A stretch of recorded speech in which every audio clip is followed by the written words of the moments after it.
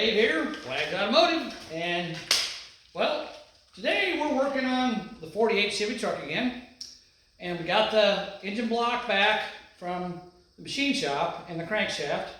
So I'm going to start putting this engine together today, and I'm going to show you guys how to build an engine.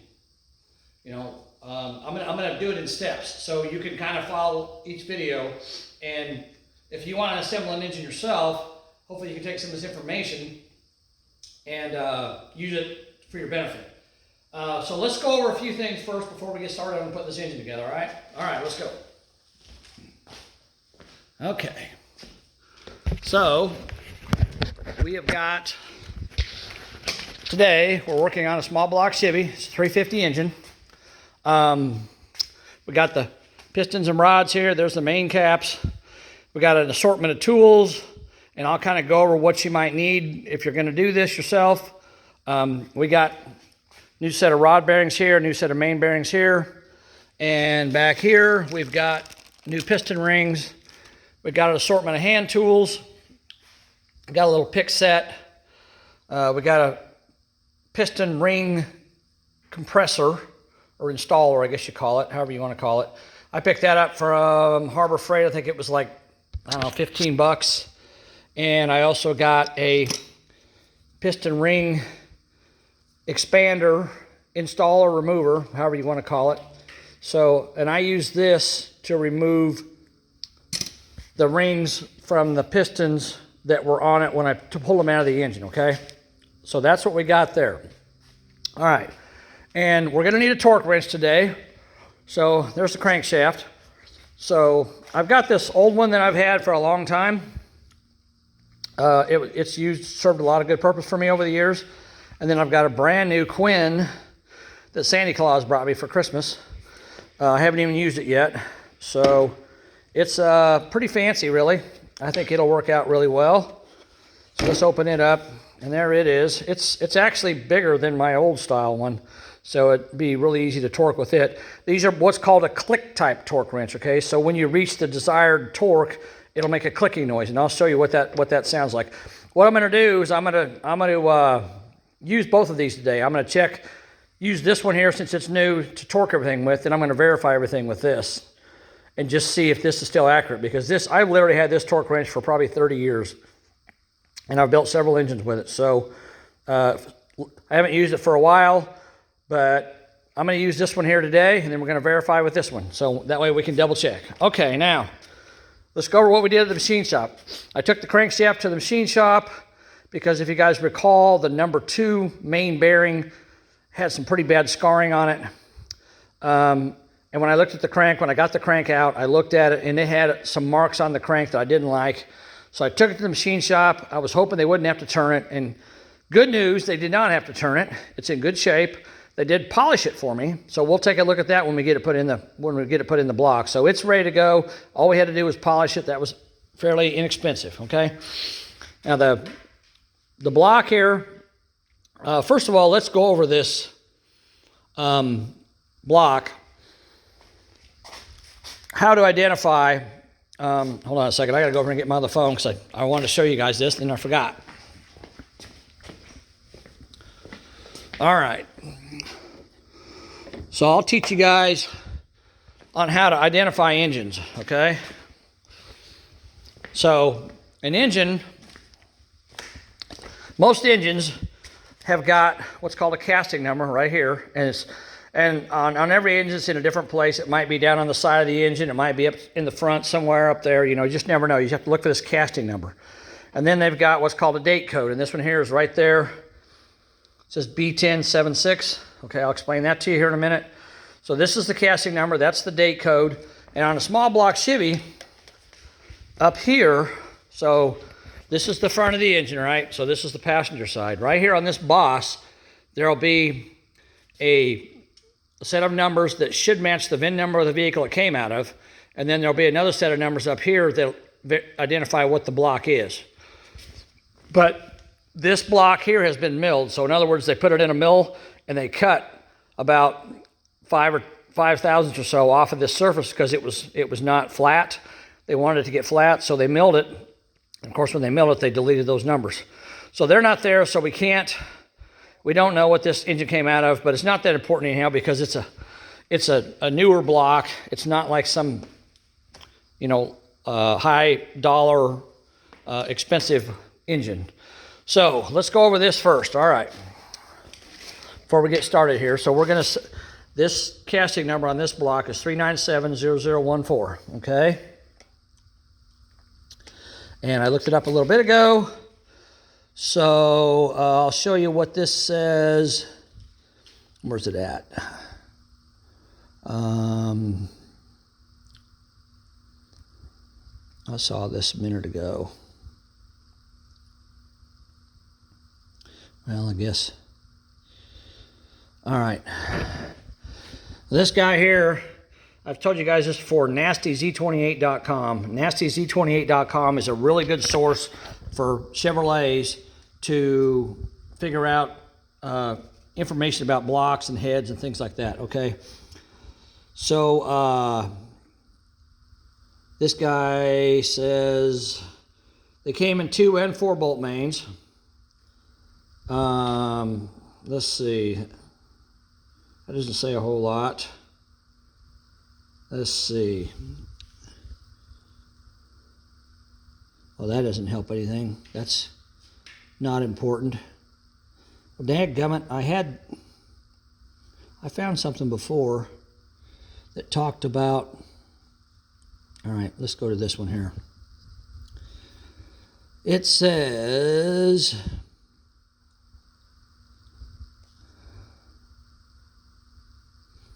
okay, so this is what I have on your number 3970014, 350, 1970 to 76. Can either be a 2 or 4 bolt engine, about 200 horsepower. Okay. Now I had another thing that I looked up earlier, and I wish I could find it, but I can't. So anyhow, this engine is a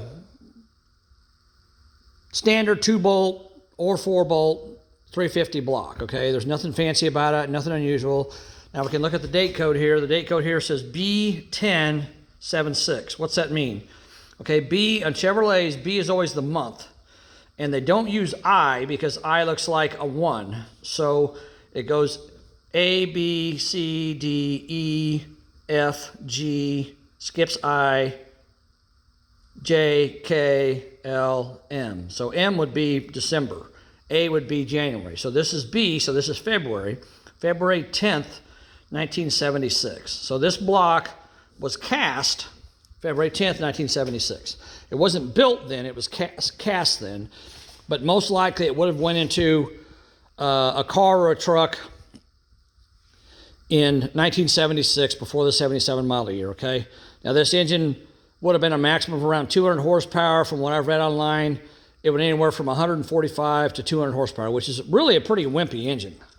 So because this same engine, you could put this, put high compression pistons in it and a good cam in it, and you know, a few high horsepower parts in it, and you could get, you know, 300-400 horsepower out of it pretty easily. But unfortunately, back then, the oil embargo was going on, and then they smogged everything out in like 73 or 74. They started putting smog in everything, and these had dish pistons in them. They were like, some of them were as low as like 7.5 to 1 compression. Some of them were 8 to 1, but it's just pathetic. These engines, they, as far as I'm concerned, they completely ruined the 350 engine after about 73 or 74 because they smogged them out and dropped the compression down to nothing, and they didn't do anything after that. But it's still a good block. There's nothing wrong with it. Now, it might not be as strong as some of the older blocks, but for the street use, this is just fine. Like I said, you could get 300 or 400 horsepower out of this thing pretty easily. And what we're going to get with this engine, but we're going to get pretty good horsepower out of it. Okay, so let me talk about this pistons here for a minute. I told you guys before, these are 30 over pistons, and that's the part number on them. And I don't remember what, I think they're sealed power if I remember right, but they're in really good shape. You can see that. They're really nice. This is called a 4-valve relief or 4-eyebrow piston, flat top. It's called a flat top piston. See that? The top of it's completely flat. The only relief it has is for valves. So if you put a high lift cam in there, the valves will clear the pistons, okay? This is a very common piston to put in a street-driven car because this piston will give you about between 9 to 1 and 10 to 1 compression on the street, depending on which heads you use. The heads I'm going to use, it's probably going to be around 9 to 1, maybe 9.5, but somewhere in there. But since the block's been decked, it's going to give me a little more compression. So it might be, I'm going to say probably around 9.2 to 1, 9.3. It might be as high as 9.5.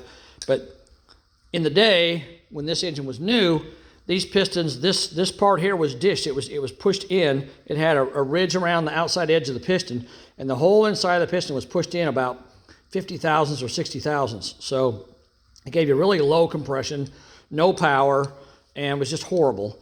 So a lot of guys, when they build these engines, they'll throw those pistons in the garbage and they'll get flat tops like these. Okay. All right, now that we've done explaining all that, okay, we've got everything covered here. We know what we're doing. There's the heads over there. I'll do a video on putting those on too, and then I'll do a separate video on putting the pistons in. Okay, so right now we're going to focus on getting the crankshaft installed in the block. A couple things you need to think about before you start putting an engine together, okay? There's a saying among hot rod guys, cleanliness is next to rodliness, okay? It's supposed to be godliness, but we say rodliness because hot rods, okay? So you want everything to be very clean on this motor. You want to clean it, and when you think it's clean, you want to clean it again. So when I got it back from the machine shop, after I honed the cylinders out, I took it outside, and I used kerosene because it's what I have, but you can use kerosene, you can use diesel fuel, you can use gasoline, you can even use brake clean if you want to. It'd be kind of expensive, but you can. And I just took a cleaning brush and I scrubbed the whole engine down, flipped it over, scrubbed it all over with kerosene, cleaned everything off, every surface I could find off, cleaned it all off, okay? And then I took a power washer and I washed the entire block, kept spinning it around. I made sure I got into all the holes up here, got into all the oil passages underneath where the crankshaft goes, sprayed into all those oil passages, cleaned it out really good and with the power washer. And then I took an air compressor and I blew it off with pressurized air to clean it up, okay? Well, as soon as I did that, the cylinders immediately flash rusted. They had a really light coating of rust on them because oxygen and water makes rust. So I brought it in here. After I got it dried off, I brought it in here, and I took just a regular old towel, and I put some lubricant on it, some like WD-40, and I just wiped all the cylinders down with WD-40 and took that rust right off. So it's clean, ready to go. We're going to put a little more lubricant than that in when we put the pistons in. But you want to make sure your engine is very clean. It's very important. You saw what those bearings look like when I took out of this engine because somebody didn't take the time to clean this engine properly, okay? You got to do that. All right, the next thing you got to do, and it's time consuming, but you need to do it. You need to take, I've got a set of assortment of taps here, right? Okay, so I got different sizes. Let me grab one here if I can find the right one. That's a 3/8. There we go. All right, that's a 7/16. 14. Okay, now all the head bolts on this engine, they all go into the water jacket, okay? So anytime you pull the bolts out, they're going to be dirty. So I took a tap and I put it in the bolt, or the hole, bolt hole, and I ran the tap down. As you can see, it screws in and out real easy. So I ran the tap all the way down and then all the way back out again, okay? I did every one of these head bolts here, and there's a lot of them. The cool thing about Chevrolets, and actually probably a lot of other V8 engines, is there's 5 head bolts, 2, 4, 5. There's 5 head bolts that surround the cylinder, okay? But when you come to the next cylinder, these 2 head bolts here share, so there's 1, 2, 3, 4, 5. These 2 head bolts here share in the clamping force on this cylinder and this cylinder. And then you come over here, these 2 here do the same thing.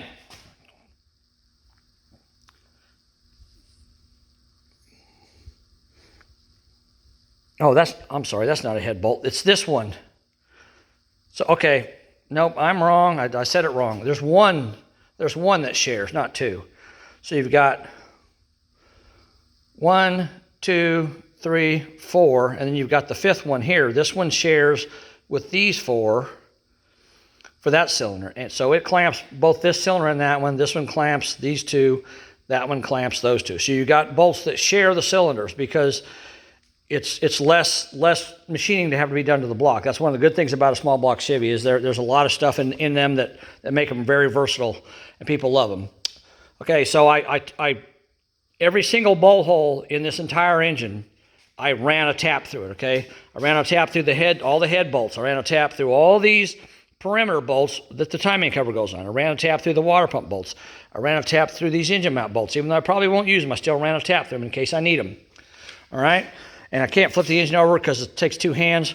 But underneath, I ran a tap through all of the oil pan rail bolts, and I ran a tap through all the main caps. Clean them up. Make sure they're ready to go. All right? And then, of course, the bolts. As you can see, they're nice and clean. I've cleaned them, so they're ready to go.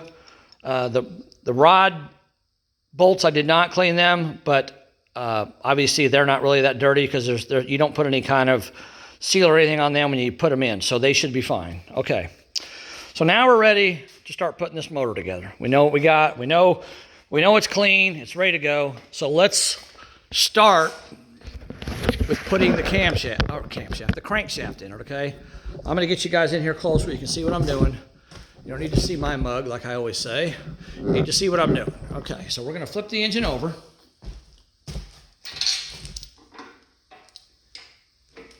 All right, there we go. And now, what do you think the first thing you need to do here is? Remember what I said? Cleanliness is next to rideliness. So you want to clean everything one more time, all right?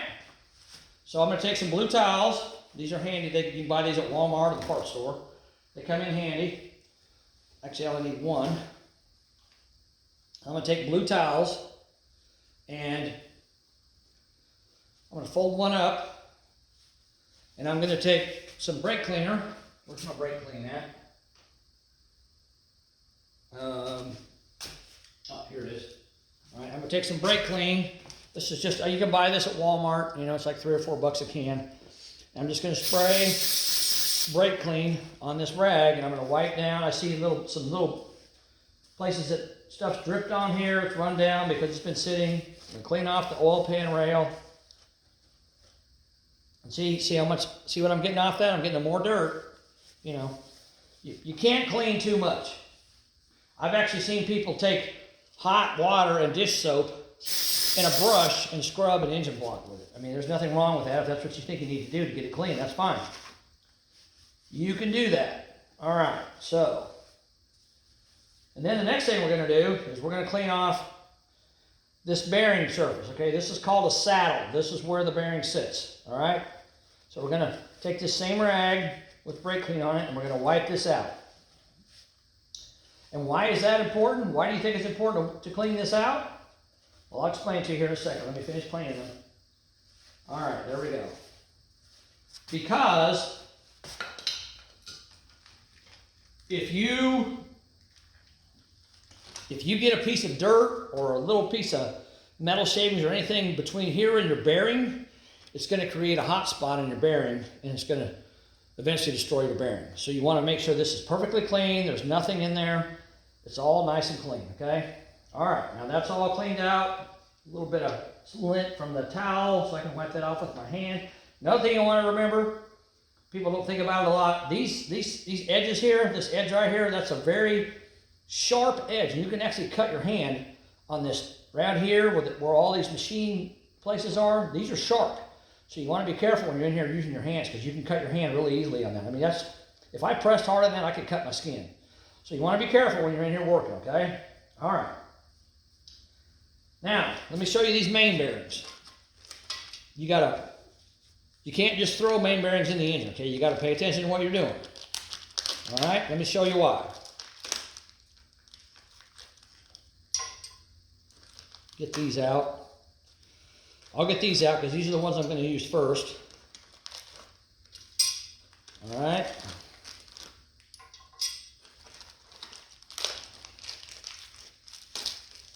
All right. There's your rear main. Okay, now I'm going to take one of these out so you can compare to what they look like, okay? So there's a upper and a lower bearing half, okay? They're different. Let me show you how they're different. All right, let's take a look at them. As you can see, these two bearings are quite a bit different, right? This bearing here is just flat, okay? This bearing here has a groove in it in the middle and a hole. Now, why do you think that is? Well, I'll explain it to you. If you look right here, see that hole? That hole, there's a hole here, there's a hole there, there's a hole there, there's a hole there. That hole is where the oil comes through to lubricate the crankshaft. If you put the bearing, if I were to put this bearing in there, this one that has nothing in it, if I were to put that in there, it wouldn't allow any lubricant to come through. And the other thing is let me show you again. These bearings, they have, if you can see this right here, see that little piece sticking up on the edge of the bearing there? See that? I'm trying to get it where it'll focus. See that little piece sticking up? That's called a tang. You can see it really good here. See where they kind of pressed it into a press and they pushed part of the bearing up. They made a tang, okay? So that's called a tang, all right? And let me zoom you in here for just a second so you can see a little better. There we go. All right. Now this is your oil hole. Like I said, this is your tang. See that notch? I'll make sure you can see it. See this notch in the block? There's one there, there, all the way up. Now if I try to put this bearing in there, my tang is on this side and the notch is on that side, so it won't fit. And they do that intentionally because you need to put this bearing on the proper side. So this bearing goes here, and what you want to do, you want to line up your tang, and you just want to push it down. Oh, hold on. Remember I said cleanliness is next to rideliness, all right? We got to wipe the back of the bearing off, make sure there's nothing on it, make sure there's no oil or any kind of contamination on it, okay? So we want to put it in there, put it in the tang, and then just press it in like that, okay? And if it isn't flush on either side, you want it to be as close as possible, but if it isn't flush, it's okay, because when you put the cap on and you tighten the main bearing caps bolts down, it'll turn the bearing if it needs to turn a little bit, all right? So we got that bearing in place. The oil hole's here, the tang is there, and this groove, what happens is the oil comes through this hole, and this groove allows it to lubricate the journal, the crankshaft, the main journal, as it rotates, okay? So that's what that groove is for, that's what that hole is for. All right, now this is the rear main. Now this rear main is completely different from all the others. Why is that? Well, I'll explain that to you as well. So, make sure you can, you can't see that. Hold on, let me turn it just a little bit. All right, this is where the rear main goes, okay? It's a wider bearing, and it's got a tang here, or a notch here for the tang, and it's got an oil hole right there. See the oil hole? All right, now let's look at the bearing. Here's the bearing. There it is. So it's got a hole here for the oil. It's got a tang there. See that tang? And then it's got a groove in it, just like the other bearing I put in. That's a groove is for oiling purposes. Now, why is this so wide? Well, if you notice, this bearing is not only wider than the other bearing, it's also got this edge on it. What's that edge for? The edge is called a thrust surface. So as the engine runs, the crankshaft tends to want to move back and forth, okay? It wants to move front to back, front to back. All right, this rides on the crankshaft surface, and when the crankshaft moves, there's, of course, oil gets on here, and it allows the crankshaft to rotate, and it controls the forward and backward thrust of the crankshaft, okay? That's what that's for. All right, let me zoom you guys back out so you can see better. All right. All right, there we go. So now we're going to put the rear main bearing in, okay? And it's the same way. You just line up your tang in the groove. You just press it in like that, and there it goes. All right? So that one's ready to go. Okay, now we're going to go ahead and put the rest of these main bearings in, because we don't need to talk about it anymore. You guys know what's going on. There we go. All right. I've already wiped these out, wiped the back of the bearing off. It doesn't hurt to continually clean as you go, okay? That's doesn't hurt that one bit, all right? Okay. All right, There's that one. The last one here. Okay. All right, there we go. All right, now I'm going to wipe these again on this side because I haven't wiped this side yet, just to make sure they're clean. And now what do you think we should do next, okay? Oh, this is our other upper main bearing. We don't need that right now. So what should we do next? Next thing we want to do is we want to put the crankshaft in here. But what do we need in order to put the crankshaft in here? We need something to protect these bearings, right? So you can use engine oil if you want to, but all my life, I've been using this stuff. This is called white lithium grease, okay? They used to call it assembly grease, but they've changed the name, but that's okay. It's still white lithium grease. It's a very slippery lithium grease. It's kind of it's not as thick as like wheel bearing grease, but it's not as thin as oil either. So we're gonna open that up. I can do that without cutting my finger because my knife is really sharp. All right, there we go. Now what's it look like? Let's see what it looks like. Okay, so it looks like, oops, well that's been sitting a while, hasn't it? I need to mix that up, hold on a second. All right, that came out looking like oil, so I know it's not mixed up in here very well, so I'm gonna knead the tube so I can get it mixed up.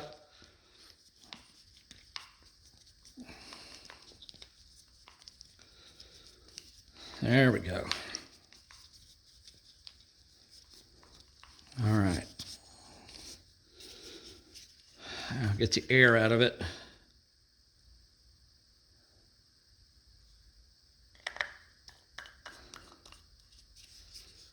Squeeze it until I got the air out of it so I can shake it up better.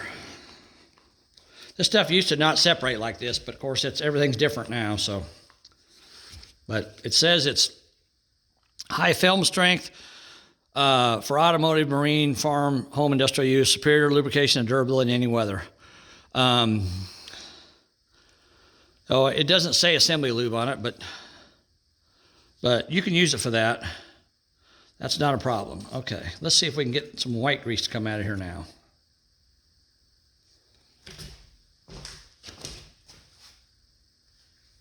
I don't know, let's see. There it is. All right, there's what it looks like. I'll just put it on the bearing. See that? So we're going to put a nice thick film of grease on that bearing. Just like that. Plenty of grease. And when I put the crankshaft in here, it'll squish up the sides a little more, so there's plenty there. Don't be afraid to use as much of it as you think you need to. It's fine. All right, so there's our lithium grease. And now we're going to take and we're going to lay our crankshaft in here. But what do we got to do before we lay our crankshaft in there? Right, we got to clean it, okay? So we're going to clean it off. So let me set it up here, okay? And I don't know if you can see the whole thing, but you can see pretty much what I'm doing here. So I'm just wiping down with a rag. I'm wiping down all the journals. I've already done this once, but I'm going to do it again just so you guys can see it. Wipe down all the journals with a rag. Make sure they're nice and clean. No dirt, no dust, no foreign material on this. And this is what happened with this engine before. You remember that bearing I pulled out that had that groove in it? One of two things either happened with it. Okay, either someone didn't clean the crankshaft well enough before they put it in and it had something on it, a piece of metal or something, and it got caught in the bearing and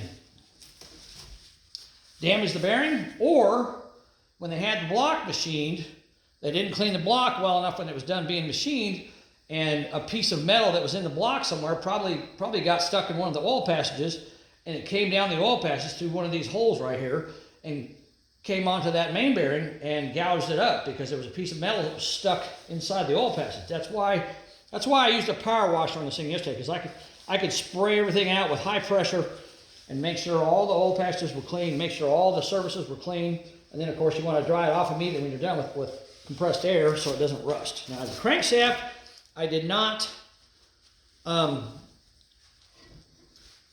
clean it with a power washer. I just cleaned it with a kerosene, and then I wiped it down with rags after I was done. And it's fine, because the guy, when they polished it at the machine shop, they cleaned it afterwards. So it should be fine, good to go. Okay, now if you want to know, I'll try to hold this up where you guys can see this. It's really heavy. Okay, see that? See that journal? See that kind of a sanded look to it? That's what it looks like when you polish a crank, okay? You can see that on there. That's what a polished crankshaft looks like when it's done. All right, this thing's heavy. Okay, now we're ready to lay this crankshaft in here. You want to be really careful. You don't want to bump. You don't want to bump your journals, your rod journals, or your main journals against anything. You want to be very careful. Now see this tang right here? This is where your thrust bearing rides on, okay? So it rides against here and it rides against here. So this tang, this tang here goes into this groove right behind the bearing. So you want to make sure you put that in there. Oh, I almost forgot something here. I need to put my rear main seal in. All right, hold on a second. Let me set this on the floor. I don't want to forget that. That would be bad. I have a massive oil leak. All right, and I got that right here. No big deal. There we go. All right, this is what a rear main seal looks like. It comes in a package. I got an overhaul kit here. Come on. All right, there's 2 halves of it. That was well, I mean, I saw it no matter what. I almost forgot to put it in, but I didn't. Anyhow, rear main seal. All right, here we go. Now see, it's got a little tool here. What's this for? What do they give you this for? I'll show you what they give that for, okay? So this is what your seal looks like, okay? It's got 2 halves, and if you notice on the edge of them, I don't know how well you guys can see this. Let me get a better angle of the camera here. Okay, if you look, this seal has got, it's kind of like a double lip. It's got a lip here and it's got a lip here, okay? Now, if you notice, this lip, I'm trying to get this where you can see it. So this lip here is the longer lip, okay? This lip here is a shorter one. So how do you put this? All right, you want to put it to where the longer lip is facing inside the engine. So this is the longer lip on this side, so it would go this way on in the engine block, because you got oil pressure pushing up against this seal, and it's going to get underneath this lip, and it's going to push the seal against the crankshaft and keep it sealed. Out here, this lip out here, all that is to keep dust and dirt out. That's all that is. That's a dust seal. This one here is your actual oil sealing surface. So you want to put it where the long lip, it's really hard to get that, there you can see it there. See that? See how long this one is and how short that one is? You want to put it where the long lip is towards the inside. And again, you don't want to put anything on the back side of it. You want it to be completely dry. Now, what is this for? All right, let me show you what this is for. Okay, now I want to make sure my seal's right. The long side goes in. So what I'm going to do is I'm going to put it on this side, and I'm going to take this and I'm going to stick it down into the back side. Here, let me show you so you can see. I'm going to take this little tool they give you, and I'm going to put it into the back side of that little slot right there, that little slot, because that's the slot that the seal rides on in the block, where it sits, where it locates it in the block. Okay, so I want to put that on there. And the reason I do that is because, like I told you guys before, this edge right here is sharp. So if I push this rubber seal down on that sharp edge, it might peel some of it back, and it could cause problems and with it not sealing. So I want to put it on that side, and I'm going to lay my tool in here like that, and then I'm going to slide this down with that tool in place, and that way it's riding on the tool and not against the block. Okay, hold on. I know it's hard to see. There we go. So I want to put the tool down in there like that, lay it flat against the block, and then I want to slide my seal down till it's flush. There we go, just like that. And then I pull the tool out. It popped up a little bit, but that's okay. So, all right, now I want to double check and make sure that my long lip is pointing towards the inside, which it is, okay? So now we're ready to put the crankshaft in. Sorry guys, even guys like me make mistakes, but like I said, you catch yourself, it's no big deal. I'm gonna put a little bit of grease on this seal, just so that it's got some kind of lubrication for startup purposes. I'm not gonna put a lot, just a little bit, so that it's nice and slippery, okay? Just like that. There we go. All right. Now let's put the crankshaft in. All right, here we go. Oh, you want to try to set it nice and square. Make sure you're setting it down evenly on all sides, okay? So we're going to lay it in there just like this, just nice and gentle. Line everything up. Drop it down in there nice and slow. Oh. Binding up. Come on, baby. Go down it. Come on. It's tight. There we go. There we go. She dropped in there. All right. Now we want to rotate it. See how it feels. We're going to get a little bit of grease smeared around there, but that's okay. No problem. All right. So she feels good. All right. No problem there. Now we have to take and we have to put our upper, well, actually lower. Those were the upper halves, okay? The engine's upside down, you got to remember. So these are the upper half of the bearing, these are the lower half. So we're going to take our lower half bearings, and we're going to put all those in the main caps, all right? Okay, so we'll just start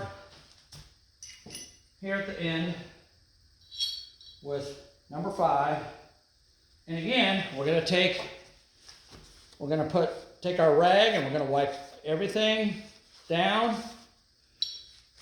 Clean it up, make sure there's no grease anywhere or no contaminants anywhere on the bearing. And you want to make sure this is clean too. That's why I wiped all this off before I started putting everything together. You want to make sure there's no dirt or debris on these caps either, because you want them to sit flat on the block, okay? All right, so we're going to clean that up. Okay, and then we're going to take our rear main bearing, and we're going to wipe it down. Even though it's brand new, we're going to wipe it down just to make sure it's nice and clean. And on this one, we want to wipe both surfaces down because we're going to install it in the block as soon as we get it on there, okay? All right, so we're going to put it, and again, it's got a tang. There's the tang right there. It does have a hole here, but that's for the oil pump. That's not for lubrication, okay? So again, we're going to put the bearing in, dry, line it up with our tang, just like that. And push this side down, just like that, okay? There we go. Now, what do we got to put on it? What else we got to put on here? Right, we got to put our rear main seal, which I almost forgot the last time. Okay, now I shouldn't have a problem with this edge here, so I'm not going to use my little tool. I used it in the block, but I'm not going to use it here because I don't think I need it. And again, the long side goes towards the inside. So the cap goes on here like this. So this is the back of the motor, okay? So this is towards the inside of the engine. So the long edge, I got it backwards, so I got to turn it around. The long edge goes just like that. See, that thing just fell right in there, no problem. Now, what am I going to do? I'm going to put some lubrication on this, all right? And I could put some lubrication on the threads too. It ain't going to hurt anything. I'm not going to put lithium grease on them though. Normally what you would lubricate your threads with is engine oil. Okay, so I'm going to put a little bit more lithium grease in there. I got plenty already. I'm going to put some around this rear main seal so it's nice and gooed up. All right, there we go. And I just remembered something else. Another item that I need that I don't have. So let me go grab that real quick. And I will be right back. Hold on. All right, I'm back. I got some oil, but I got something else too. I got some silicone. Now there's There might be a little bit of controversy about this, whether you should use this or not, but I always have used it. So your rear main seal it has a mating surface here and a mating surface here, okay? And also you've got this area here on the engine block that sits against, or on the main cap that sits against the engine block, okay? You've got that area there. So what I always do is I take and I put a little bit of silicone. This is just ultra black. You can get it at the parts store. Just put a little bit of silicone on those surfaces right there. Okay, just like that. See that? You guys see that okay? So I take a little bit and I make sure I get it right on the edge of that rear main seal. And the reason I do that is because when I tighten this cap down, that silicone will seal the gap between the two rear main seal pieces. So that way there's no way I can get oil seepage between those two pieces. And I have also, in the past, I've also seen people take the rear main seal and they push it like that to where one side's sticking up. See how that's sticking up a little bit? They push it to where one side's sealing up. That way it's not flush with this surface. It's down below on this side and up above on that side. And you can do that as well if you want to. So you put that there, but you just want to make sure you put it on. The other one's the same. Okay, so let me get my fingers wiped off here. So then I can take, so this side's down, right? Oops, I got more silicone on my hand. All right. Okay, this side's up, this side's up, this side's down. So I can take my screwdriver and I can push on the seal and slide it, get it to slide around. All right, so now it's up on this side, down on this side. This one's up on, or down on this side, up on this side. So now when I put the main seal in, it's going to be a little bit off from that parting line, and that's going to give me a better seal, I think. Okay, so let's get our silicone out of the way. We don't need that. Let's take our bolts out of our main cap. All right, and then we're going to set this in there.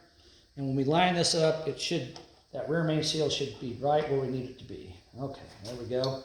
And now I got engine oil here. Remember I told you lubricate the bolts with engine oil. But what are we going to do before we lubricate them? What are we going to do with them? We're going to clean them off. All right, let's take a rag and you squeeze really hard on the threads and just rotate it. See the marks on the rag there? How it cleaned the threads out? And it's just basically oil that's in there. It's not really that dirty, but it's cleans it up. Okay. All right, now we're going to dip it in a little bit of oil, just the very end of the bolt. I'm going to stick it in there, screw it in place. Do this other one the same way. All right. Okay, now that's going to give us lubrication so that when we tighten these, when we torque these bolts down, there's no problems. Whoa, I got silicone running everywhere. When we tighten these bolts down, there's no problems with getting inaccurate torque readings because we've got dry threads. That's why you lubricate the main bolts and even the rod bolts. You lubricate them with oil so there's no friction that causes you to get a erroneous torque reading when you torque them down. All right, I got a guy here who wants to talk to me for a minute, so I'm going to pause this and we'll be right back with you guys. Hold on. All right, guys, I'm back. So we got this rear main cap on, we got the rear main seal in place, and what I'm going to do is I'm going to take just a regular socket. This is the 5/8. I'm going to take a regular socket and ratchet, and I'm not going to try to torque it. Obviously, I'm just going to tighten it down till it snugs up. All right, and that way my silicone on the end of the cap there will spread out and seal. And then we'll torque it in a little while. We'll get the other caps in. All right, so I'm just basically you can see my hands at the end of the ratchet. I'm not out here. I'm not trying to put any pressure on it. I'm just basically snugging it up, just like that, okay? So that's good to go. All right, let's go ahead and do the next one. Now remember, I told you guys that all the caps have got marks on them. So this cap here, you can see it very clearly. There's 4 punch marks. So that's number 4 cap. And of course we got an arrow here. The arrow goes toward the front of the engine. So that's how you remember how that goes, okay? So we're going to take this cap, I'm going to take the bolts out, and lay them right there for a second. What are we going to do? We're going to clean it. We're going to wipe it off. Make sure there's no oil or contamination on the bearing surfaces. All right, that's clean. Then we're going to take a new bearing, and we're going to wipe it off as well, even though it's brand new. We're going to wipe it off anyhow. Make sure it's nice and clean. Wipe off this side because we're going to put it in and install it. All right. And again, the tang lines up with the slot. You drop it in place. Put it in the slot on that side. Push it in with your thumb on that side. There you go. Just like that. Okay. All right. And then we're going to put a little bit of lithium grease on it. A little bit more on this side. Like that. We want to make sure our arrows point to the front. There's our 4 marks. This is number 4. We're going to drop it down in there. And now one thing you can do if you want to, I never thought about it till now, but you can take a little hammer and you can tap that bearing cap until it bottoms out like that if you want to. All right, and then we're going to take our bolts and we're going to wipe them down. We're going to dip them in oil so we don't have any resistance on the threads. And you can see the oil is like halfway up the threads. I don't even dip the whole thing in oil, just the end of it. That's fine. That's just need a little bit of oil. You don't need a lot. All right, clean this one. And this oil is just regular. This is 1030. It's just regular old engine oil. You don't have to get anything expensive. Just something low cost, because all you're doing is using it basically for assembly lube. Okay, so you don't have to worry about that. All right. All right, we got that bearing in place. Got main cap in place. We're going to tighten it up by hand.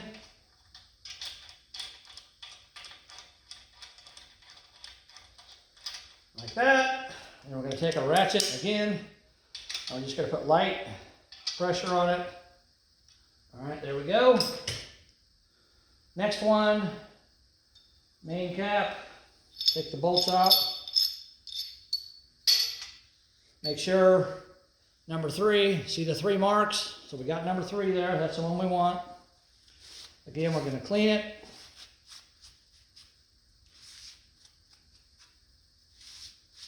Make sure it's good and clean. And we're going to take a brand new bearing, wipe it down again, make sure it's nice and clean. Wipe this side of it, make sure it's nice and clean that way. Now there's one other thing you could do here. There's a item called plastic gauge. So you take and you put your bearing in here, but you got to do it dry.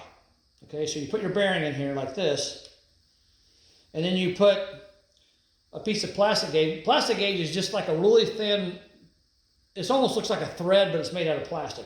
And you lay it lengthways across the journal here.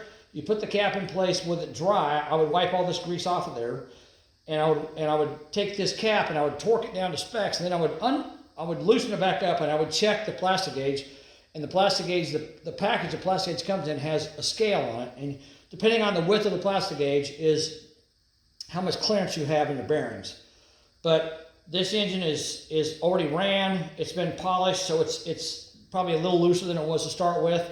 So I'm not too worried about it because it's already ran with 20 thousandths undersized bearings in it, so I know it's good to go. So I'm not going to worry too much about the plastic gauge. But if you're building a brand new engine, you probably want to plastic gauge it. When I build a new engine, I'll show you guys how to do that down the road. We're not doing that today. I don't feel it's necessary right now because I know enough about this motor to know that it's going to be fine. All right, there we go. Lithium grease. I want to make sure our arrow points toward the front. We got 3 marks on the cap, so we know it's number 3. Again, we can take our little hammer. These bearings fit. You don't want these caps to be able to move sideways at all. So they fit really tight in this block. So tapping them down is pretty standard stuff. They fit really tight. You can't just push them in place. You can either tap it with a hammer, or when you tighten the bolts down, it pulls it down in there too. So either way, you want to do it. All right, get a little bit of oil on the thread.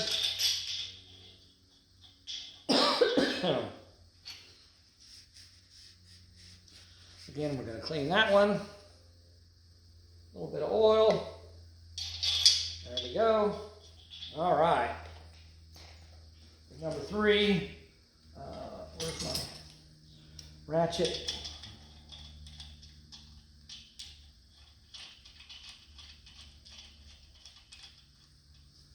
I'm going to tighten it up, just snug it up. Like so. All right, let's get this done. I think I need to keep repeating myself. You know how to do it by now, so you can just watch me.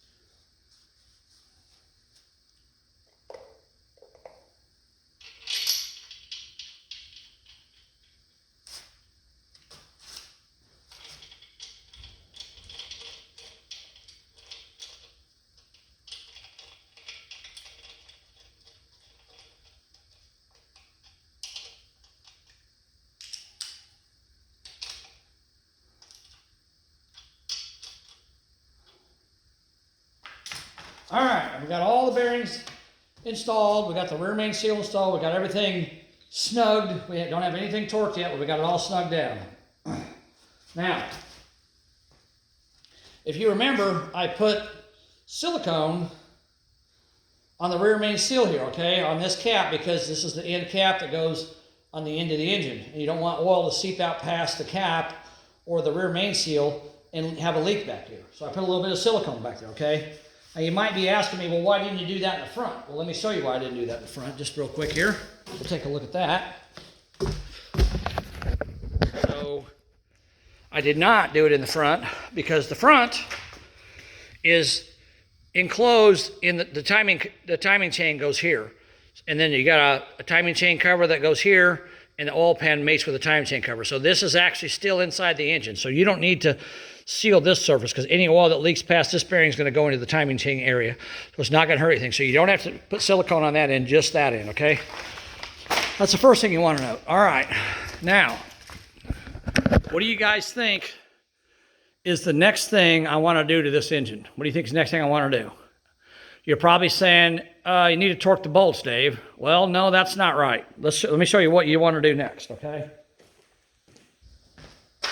I got to get a tool here, just a second. Let me, hold on a second.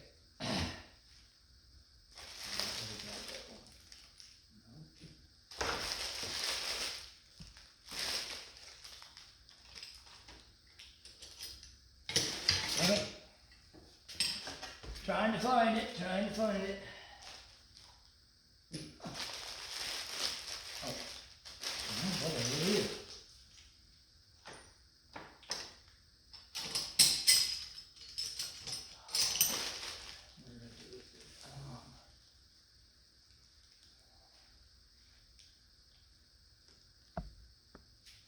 All right, hold on a second. I gotta grab something.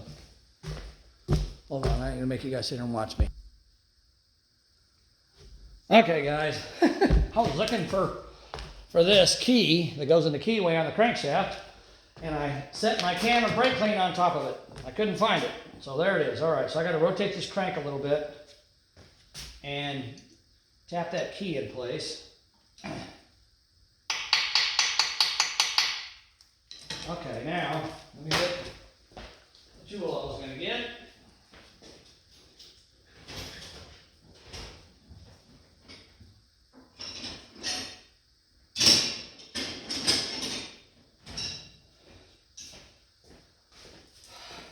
All right, now if you guys remember, when I was disassembling this engine, I would take a crescent wrench and I would put it on the front of the crankshaft snout and let it catch the key in the keyway and to turn the engine. So what you want to do, anytime you're putting an engine together, you want to, with each step you do, you want to verify that the engine is still free. And why do you want to do that? Why do you think you want to do that? You want to do that because if I were just to completely assemble this engine, put the pistons in and everything, and it wouldn't turn over freely, it was stuck or dragging, I wouldn't know where to go to find the problem. So if you do it after every step, then like all I've done is snug these down. So if I turn it now and it doesn't turn freely, which I just did, you saw that, but if it doesn't turn freely, then I know there's a problem with this step only. So I'm going to take the crescent wrench, I'm going to rotate the engine, and as you can see, it rotates nice and smooth. No problems there, okay? So now I know I'm good, all right? All right, now we want to start torquing bolts down. The torque spec on a small block Chevy for the mains is 65 foot-pounds, okay? I don't know if you guys have ever used a torque wrench before, but okay, so this is a torque wrench, right? This is what a torque wrench looks like. It's got numbers here, as you can see. I think you can see that. I'm gonna get it where you can see it. That says FTLB, so that's foot-pounds, okay? If you turn it over here, it says NM, Newton meters. That's for metric stuff. I don't use metric, obviously. Now, if you notice, I want you to notice something here. It goes all the way up to 250 foot-pounds, all the way down to 50 foot-pounds, okay? And the notch, it goes across, down, and then across again. So 50 foot-pounds is across, down, and right there. And this number here is on 0, okay? So it goes up 50, 60, 70, 80, 90, and so on. So, and then this is marked all the way around 0, starts at 0, and goes 1, 2, 3, 4, 5, 6, and then down below that is Newton meters, 1.4, 2.7, 4.1, 5.4, etc. Okay, so we're going to use foot-pounds. I know that the torque specs on this thing is 65 foot-pounds. So should I torque it down to 65? No, I should torque it. I usually try to go in at least 2 steps. Sometimes I might go 3. So we got it. This thing is at 50 foot-pounds now, so I don't even have to adjust it. Oh, and this is your lock, okay? This is what locks it in place. Oh, locks it like that, okay? So you pull that down, and you can turn it, and then when you put it back up, it locks it so it doesn't move, okay? So it's at 50 foot-pounds. My torque wrench over there is actually, let's look at it real quick.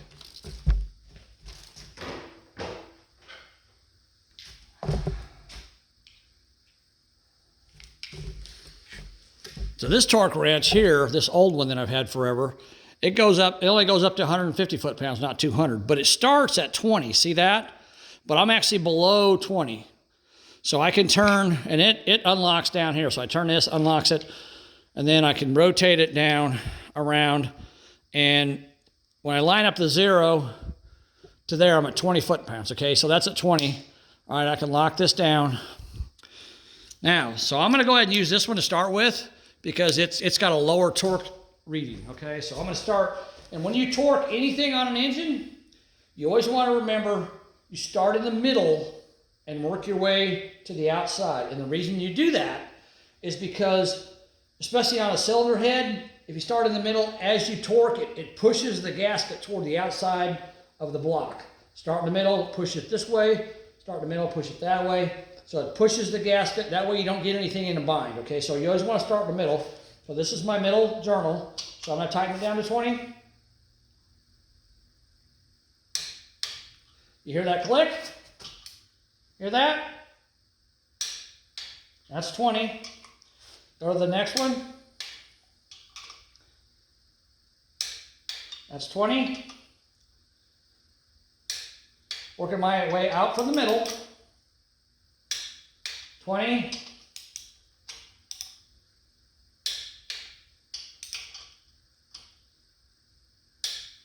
20. Last one. 20. All right. So now they're all torqued at 20. So what do we do? What do we do next? Right. We spin the crank and make sure we got nothing in a bind, okay? So let's do that. Put our crescent wrench on here. All right, and we're going to rotate the engine. Nice and smooth, no problems at all. Looks good. Okay, so we know we're good at 20 foot-pounds.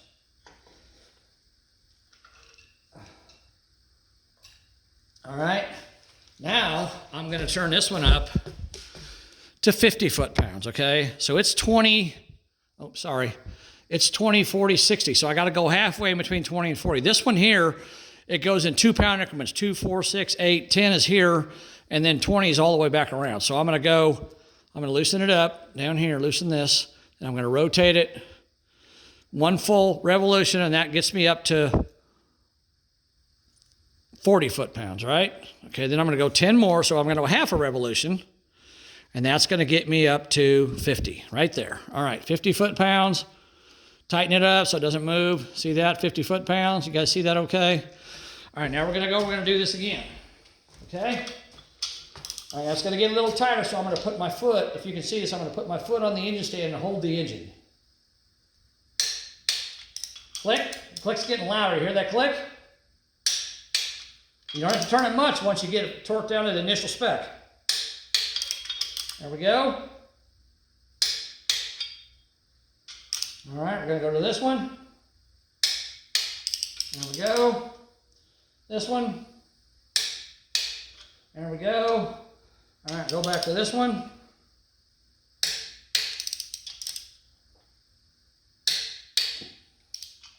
To the front one. All right, now that I'm getting tighter, I don't have to do it on this round, but I'm going to double check everything. Yep. Yep. Yep. Yep. Yep. Yep. Yep. Yep. Yep. Yep. All right, they're all good. So now we know they're all torqued at 50 foot-pounds, right? Now, what I'm going to do, I'm going to take my brand new fancy Quinn, and it only goes down to 50 foot-pounds. So I'm going to take it and I'm going to double check and see how accurate that 30-year-old torque wrench is that I have. All right, here we go. Good, didn't move. Didn't move. Yep. Yep. Yep. Yep. Yep. Yep. Yep. Yep. Okay, so we know that my 30-year-old torque wrench is accurate because this was torquing it at the exact same value. Okay. Now what do we want to do next? We got to torque it to 65 foot-pounds. What do we do now? Right, we turn the engine over. Rotate the engine again. Make sure we don't have any binding in anything. And as you can see, I'm using literally one finger to rotate this engine. It's really smooth and easy. No problem at all. So I know I'm good there. Okay, now we're going to go to our final torque spec of 65 foot-pounds. And I'm going to use the Quinn torque wrench first, because then I can compare my old one to this one and make sure it's still good. It should not click until it reaches 65 foot-pounds. So we got to go, we're at 50, so we got to go 10, that's 60, and then a half a turn, that's, oh wow, okay, hold on, I didn't even show you guys that. Let me back it off here. That was my fault. All right, try to get it out where you can see it. Got to pull this down, rotate it, one full revolution. All right, that's 60, and then half a revolution is 65. Okay, there we go. So we're at 65 foot-pounds. Now, well, let me do this. Oh, wrong way. If you watch down towards the bottom, here, let me turn this down just a little bit so you can see a little better. All right. I'm going to put my foot, if you can see it, I'm going to put my leg, see my leg right here? I'm holding the engine stand because it's going to want to turn towards me when I torque it. All right? So I'm holding it with my foot, holding it in place. All right, 65. Click. Click. Yep. Yep. Yep. Yep. Yep. Yep. Yep. Yep. Now normally I would double check it with this torque wrench and I would go and recheck everything one more time, okay? But I'm going to take my old 30-year-old torque wrench that I have and I'm going to check it with it first, okay? So now we need 65 foot-pounds on it and we're at 45. No, we're at 50. So I need to go 15 more, okay? So if I turn it half a turn, that's 60, okay? Then I go 5 more. So I have to go in between 4 and 6. Come on. It's hard to hold this thing. All right, there we go, right there. All right, that's it. That's at 65, okay? All right. Let's see how this one does. See if it does it right. Didn't move. Didn't move. Did not move. Did not move. Did not move. Did not move. Did not move. Yep. All right. So this 30-year-old torque wrench is still accurate, believe it or not. Now, I'm going to go back one more time with my brand new Quinn because that's what I torqued it with originally. And I'm going to double check with it and make sure that nothing moves, all right? 65 foot-pounds. That's good. That's good. That's good. That's good. That's good. That's good. That's good. That's good. That's good. That's good. All right, I can go back if I want to. Real quick. Check them one more time if you want to. Check them. You check as many times as you think you need to check them to know they're right. That's all that matters. Once you're comfortable with it, then that's all that matters. All right. All right, we've checked these 4 times at 65 foot-pounds, okay? So we know we're good. Now, here's the key. Here's the key to making a torque wrench last 30 years, all right? When you put it on this setting, like it's at 65 right now, there's a spring inside here that gets compressed as you move the torque up, okay? The key to making a torque wrench last, when you're done with it, as soon as you're done with it, you immediately roll it back all the way to, and actually I'm going a little bit lower than 50. I'm back to 40 now. So I've got it all the way back to 40 foot-pounds. I took all the tension off that spring, and that'll make this torque wrench last a long time, all right? I only bought this one because the other one's 30 years old, and I wasn't sure how accurate it was. So, because I haven't used it, it's probably been 4 or 5 years since I built an engine, and I've moved around a little bit since then, so I wanted to verify this one was okay. And again, loosen it up, turn all the way back.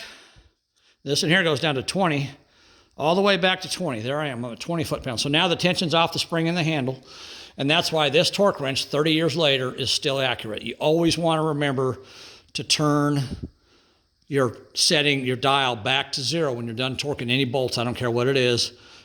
You always, if I'm done with this and I immediately started putting pistons in, I would still turn it back to 0, and then I would turn it back up to whatever it needed to be when I started putting the pistons in, which is 45 foot-pounds. So as long as you do that, your torque wrench should last you for, I mean, like I said, I've had this one for 30 years. It's been almost my whole life I've owned this torque wrench, and I've built several engines with it, and it's still accurate to this day. So I'm pretty proud of that. All right, guys. So this video is a little over an hour long. So, and again, what we're going to do when we're done, you know, I think I forgot something. Did I forget to rotate this after 45 foot-pounds or 4? I don't know. I think I did. But yeah, we're at 65. Now we're going to rotate it again. One more time. And as you can see, one finger rotates with one finger. Super easy. No problem. And you want to, when you're rotating it, you want to get used to feeling with your hands. You want to feel for any kind of like grittiness or grinding feeling in it. Because if it feels that way, there's dirt in there somewhere, there's metal in there, there's something in there that's going to cause a problem. So when you're turning it, if there's something in there, you'll be able to feel it. You'll be able to feel the grittiness of it. So you want it to be really smooth as glass, okay? Just nice and smooth. All right, guys, it's good to go. So that is part 1 of assembling an engine. We got the crankshaft in, we've checked everything, it's all lubricated, we got the rear main seal in, got it sealed up, good to go. Before I go real quick, I'm gonna install this. This piece here goes right here. You guys know what this is? Anybody raise your hand, what's that? What is that thing? Tell me what that is. Yeah, you're right. You're right. You mount the oil filter screws on here. But it's actually a dual purpose thing, okay? It's a dual purpose item. See this right here? This is what's called an oil bypass. So if, God help you, you don't change your oil in 50,000 miles and your oil filter becomes plugged up and oil cannot pass through your oil filter because it's got so much junk in it, it'll bypass and it'll still lubricate your engine or not burn your engine up. Well, I mean, if you got 50,000 miles on it, you probably ruin your engine anyhow. But this is also an oil bypass. See, it's got a little, I don't know how you can see in there, but there's a spring in there and there's a little button on this end. So if your oil filter becomes plugged up, the oil pressure builds up to the point where it pushes that past that spring, pushes oil past that spring out here and still allows oil to run through your engine and lubricate it. So that's what that is. It's an oil filter mount, but it's also a bypass. And you always want to buy a new one of these when you rebuild an engine. A lot of people don't. You don't have to. You know, if you look at it and it looks good, you look inside there, the spring's okay. You know, it's not filled up with a bunch of crud. You want to clean it really good. You can clean it really good and reinstall it. But this one here is new. I can tell by looking at it that it's new. It's not old. So I'm going to put it back in the motor. It's fine. All right, guys. That's going to wrap this up. It's been an hour and 15 minutes. I appreciate you guys watching. Keep watching, and next thing we're going to do, we're going to put pistons in this thing. So how do you put 8 pistons in a V8 engine? Let me show you in the next video. Thanks for watching, guys. I appreciate it. Hey, I'll mention real quick my GoFundMe page for my Vega. You know, if you look at my Vega video, my second Vega video, or third one, whichever one it is, I put a link in there to my GoFundMe page. I'm trying to get some help getting that car going because it's a lot more money than I think I'm going to have.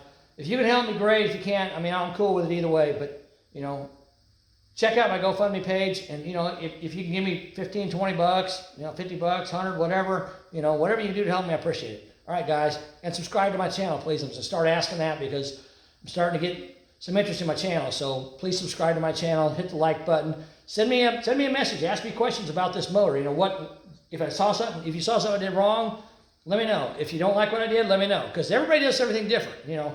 My method is not the only method. Trust me, there's other ways to do things. So you guys, you know, if you like what you saw, comment, let me know what you think, and we'll keep working on this engine, guys. All right?